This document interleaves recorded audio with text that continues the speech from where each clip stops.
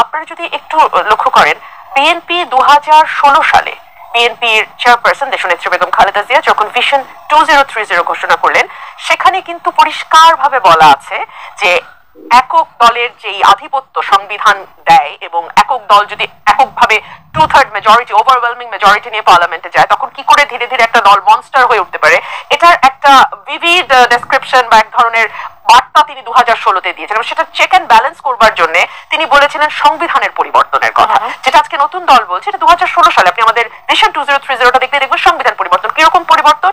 প্রধানমন্ত্রী এবং রাষ্ট্রপতির ক্ষমতার একটি ভারসাম্য, ব্যালেন্স নিয়ে আসা, এক ব্যক্তি দুবারের বেশি প্রধানমন্ত্রী না হওয়া, দলের প্রধান এবং রাষ্ট্রের প্রধান, দলের প্রধান এবং সরকারের প্রধান দুজন আলাদা ব্যক্তি হওয়া, এবং 70 অনুচ্ছেদের একটি সংস্কার, সেই সঙ্গে আপনার বিচার বিভাগের সংস্কার, আইন বিভাগের সংস্কার, নির্বাহী বিভাগের সংস্কার ইত্যাদি ইত্যাদি, মিডিয়ার সংস্কার, অন্যান্য যে অনুষ্ঠানগুলো আছে সেগুলো সংস্কারের কথা ভিশন 2030 এসে। এর ধারাবাহিকতায় 27 দফা দেওয়া হয়েছিল, তারপরে সকলের সঙ্গে মিলিতভাবে বিএনপি 31 দফা ঘোষণা করেছে। এবং আজকে যেই নতুন পরিবর্তনের কথাগুলো নতুন দল বলছে, এই পরিবর্তনগুলো কিন্তু মোরালেস ইনক্লুডেড আছে ওখানে। সো আমার কাছে যেটা মনে হয়েছে যে দলগুলোর মধ্যে আসলে সেই অর্থে খুব বড় মত পার্থক্যের কোনো জায়গা আছে তেমনটি আমরা মনে করছি না। হ্যাঁ, নতুন দল পরিবারতন্ত্রের বিরুদ্ধে কথা বলছে। দেখুন, পরিবার থেকে যদি যোগ্য কেউ আসেন, যিনি তার মেধা যোগ্যতা দিয়ে দলে জায়গা করে নিতে পারেন এবং পরবর্তীতে দলকে নেতৃত্ব দেওয়ার যোগ্যতা যদি তার থাকে, তাহলে কেবলমাত্র পরিবার থেকে এসেছে বলেই যে আপনি তাকে বাদ দেবেন, সেটা কি খুব যৌক্তিক? সেটাও তো আসলে খুব যৌক্তিক নয়, তাই না? আমাদের উপমহাদেশের পলিটিক্যাল কালচারটা যদি আমরা একটু দেখি, এটা ভালো মন্দ এটা নিয়ে আসলে ডিবেট হতে পারে, কিন্তু বাস্তবতা হচ্ছে মানুষ ঐক্যের প্রতীক হিসেবে একটা পরিবারকে, ভুট্টো পরিবার পাকিস্তানে কিংবা নেহেরু পরিবার ভারতে, তো তারা চায়, এমনকি ওয়েস্টেও আমরা দেখছি ট্রুডো ফ্যামিলি, জাস্টিন ট্রুডোর পরিবার, কিংবা আমরা বুশ ফ্যামিলি। তো আমাদের ফ্যামিলি কালচারটা অল ওভার দ্য ওয়ার্ল্ড এটা আছে, এটা শুধু উপমহাদেশের সংস্কৃতি বা বলবো কেন। তবে উপমহাদেশে যেটা হয় সেটা হচ্ছে দলগুলোকে ঐক্যবদ্ধ রাখতে গেলে ফ্যামিলি ছাড়া উপায় থাকে না। কেন আমি আপনাকে বলি, ধরুন 81 সালে শেখ হাসিনাকে কেন ফিরিয়ে আনা হয়েছিল? বিকজ তখন আওয়ামী লীগ খন্ড বিখণ্ড হয়ে গেছে। আওয়ামী লীগ মিজান ব্র্যাকেট বন্দি, আওয়ামী লীগ অমুক, আওয়ামী লীগ তমুক। আবার একইভাবে শহীদ প্রেসিডেন্ট জিয়া রহমানকে যখন হত্যা করা হয়, তিনি শহীদ হন, তখন কিন্তু দেশনেত্রী বেগম খালেদা জিয়া পলিটিক্সে আসার ব্যাপারে নিজে যে খুব আগ্রহী ছিলেন তেমনটি নয়, তাকে এক প্রকার জোর করেই দলের দায়িত্ব নিতে হয়, বিকজ না হলে দলকে আসলে ঐক্যবদ্ধ রাখা যাচ্ছিল না। এবং দেখা যাচ্ছে যে পথ পরিক্রমায় তিনি অত্যন্ত সফলভাবে দলটিকে নেতৃত্ব দিয়ে আজকে 40 বছর এই জায়গাটিতে নিয়ে এসে দাঁড় করিয়েছেন। গত 17 বছরে তো অনেক কথা হয়েছে, বিএনপি ভেঙে যাবে, বিএনপি টুকরো টুকরো হয়ে যাবে, বিএনপি এই চলে গেল, ভেঙে গেল, হলো। এই জন্যই মনে করছেন যে পরিবারতন্ত্রটা থাকাটা আসলে জরুরি। পরিবারতন্ত্র থাকা বলতে আমি এভাবে বুঝি, কনটেক্সটটা, যে আমাদের উপমহাদেশের বাস্তবতা, পলিটিক্যাল রিয়ালিটিটা কি? রিয়ালিটি হচ্ছে মানুষ একটা পরিবারকে ঐক্যের প্রতীক হিসেবে দেখে। দুই হচ্ছে, সেই পরিবার থেকে যদি যোগ্য কেউ আসেন, তাহলে তো কেবলমাত্র পরিবার থেকে এসছেন, এজন্য তাকে খারিজ করে দেওয়াটা কতটুকু যৌক্তিক, এই প্রশ্নটা নিশ্চয়ই স্যার তো সেটা ব্যাখ্যা করবেন। আমাদের দেশে তো আসলে রেকর্ড সংখ্যক রাজনৈতিক দল আছে, আমরা যুগে যুগে সেগুলো আসলে দেখে আসছি, কিন্তু গণতন্ত্রকে সুসংহত করার জন্য আমরা কিন্তু বিগত সময়ে যে রাজনৈতিক দলগুলো, সেগুলোকে কিন্তু আমরা সেভাবে ভূমিকা পালন করতে দেখি নাই। কেননা সেখানে দেখা গেছে ব্যক্তি স্বার্থ প্রাধান্য পেয়েছে, একেবারে জাতীয় স্বার্থের থেকে কখনো দলের স্বার্থটা প্রাধান্য পেয়েছে। কিন্তু নতুন রাজনৈতিক দল তারা বলছে, তারা নতুন আশা নিয়ে, আপনি বলছিলেন যে সকলেই আসলে তাদের দিকে একটু নজর রেখেছে, তারা কি কি নতুন প্রতিশ্রুতি দেয়, তাদের যে প্রতিশ্রুতি সেখানে তারা এগিয়ে আছে কিনা আপনার কাছে কি মনে হয়? দেখুন, আপনি যদি আমাদের সংবিধানটা একটু লক্ষ্য করেন, সেখানে আপনি দেখবেন চমৎকার কথার কিন্তু কোনো অভাব নেই। রাষ্ট্রের সকল ক্ষমতার মালিক জনগণ, এটাও বলা আছে।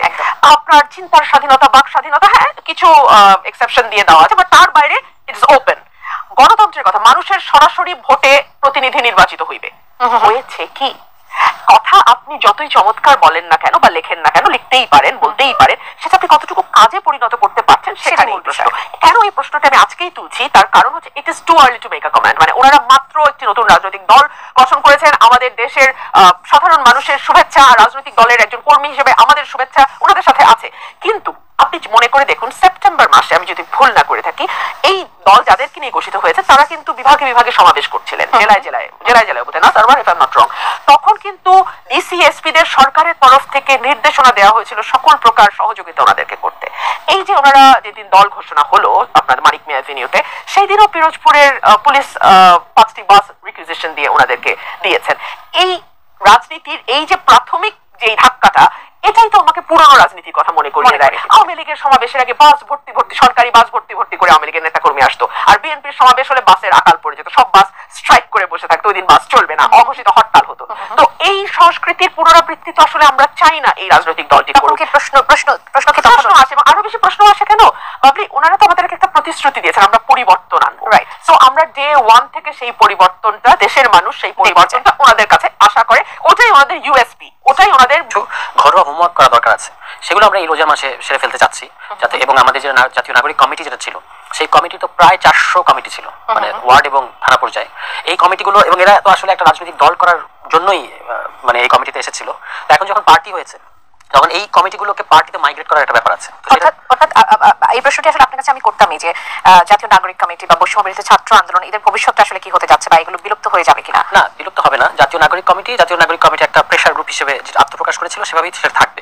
কিন্তু এখন যে সারা দেশে যে কমিটি দেখতে পাচ্ছেন, এই কমিটিগুলো হয়তো লাগবে না। এটা হয়তো শুধু ঢাকা বেসড কিংবা সর্বোচ্চ বিভাগীয় শহর বেসড একটা সিভিল সিদ্ধান্ত আছে আমাদের মধ্যে, একটা অন্তত নীতিগত সিদ্ধান্তটা নেওয়া আছে। এটা এখন একটা আনুষ্ঠানিকতাটা বাকি আর কি, যেটা একটা প্রেশার গ্রুপ হিসেবে থাকবে, যারা রাজনীতিতে বা বাংলাদেশের জনগণের জন্য কোনটা ঠিক কোনটা উচিত সেই ফরমাইশগুলো করবে। সেটা কখনো বিএনপির কেউ সমালোচনা করবে, কখনো জাতীয় নাগরিক পার্টিকেও সমালোচনা করবে। মানে এটা যেহেতু রাজনৈতিক দল না, ফলে সে যেটা উচিত সেই কথাটাই বলতে থাকবে আর কি। একটা প্রেশার গ্রুপ যেমন থাকে বাংলাদেশে, এরকম আমরা দেখেছি, এটা সে ধরনের একটা প্ল্যাটফর্ম হিসেবে থাকবে। আর জাতীয় নাগরিক পার্টি একটা রাজনৈতিক দল হিসেবে, বৈষম্য বিরোধী ছাত্র আন্দোলনও কথা চলছে, যেহেতু একটা বৈষম্য বিরোধী ছাত্র আন্দোলন একটা আন্দোলনের প্ল্যাটফর্ম হিসেবে বা গণঅভ্যুত্থানের প্ল্যাটফর্ম হিসেবে, এটা হয়তো বৈষম্য বিরোধী আন্দোলন হিসেবে আসতে পারে। মানে ছাত্র না, ছাত্রদের প্ল্যাটফর্ম না, বৈষম্য বিরোধী আন্দোলন যারা আসলে মানে ঠিক পার্টি না কিন্তু আন্দোলনের একটা ফোর্স হিসেবে কিভাবে রাখা যায়। আপনারা তো আসলে লেজুর ভিত্তিক ছাত্র রাজনীতি বন্ধের কথা বারবার বলে এসেছেন, কিন্তু যখন আপনারা পার্টি হয়ে গেলেন তখন আসলে প্রশ্ন আসছে যে বৈষম্য বিরোধী ছাত্র আন্দোলন বা জাতীয় নাগরিক কমিটি, তারা কি আপনাদের সেই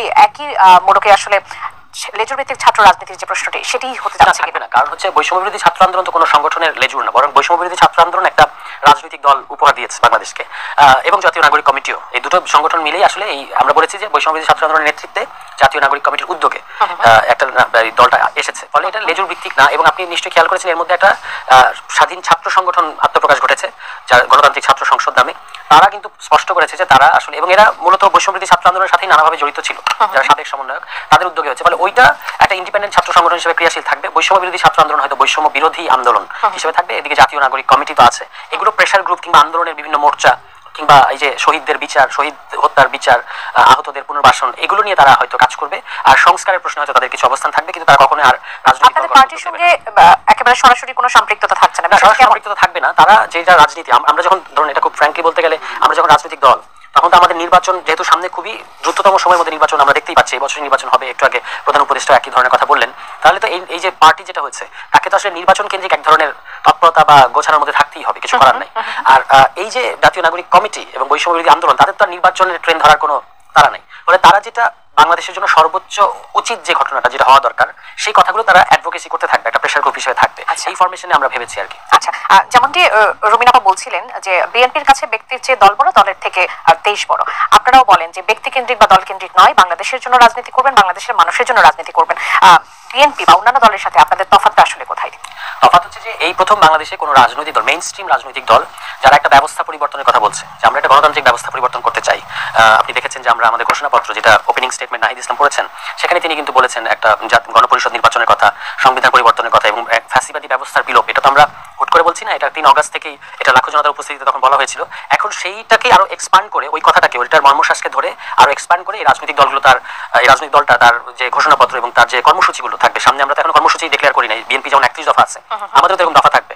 আমরা ঘোষণাপত্রটা হচ্ছে যার উপর আমরা দাঁড়িয়ে আছি, মানে এটা প্রেক্ষাপট এবং সামনের অভিমুখ, এটা এখানে মোটা দাগে বলা গেছে। নতুন এই রাজনৈতিক দলটি কি বার্তা দিতে চাইছে? আমরা দেখেছি যে সমাজের যারা সচেতন মানুষ, তাদের কিন্তু সকলেরই আকাশচুম্বী একটা প্রত্যাশা এই নতুন দলটির প্রতি ছিল, এবং তারা যারা ব্যবস্থার পরিবর্তনের কথা বলছে, যারা সংস্কারের কথা বলছে, যারা নতুন ধারার রাজনীতির কথা বলছে, তারা আসলে কেমন রাজনীতি করতে যাচ্ছে সেদিকে কিন্তু পুরো বাংলাদেশের একটা চোখ আছে অবভিয়াসলি। আমি অনেকগুলো কথা শুনলাম, আমার ভাই বলছিলেন ব্যবস্থার পরিবর্তন, সংবিধানের পরিবর্তন, ফ্যাসিবাদের বিলোপ। সরকারটি হয়েছে, এই সরকারটি আসলে কার, এটা একটা বড় প্রশ্ন।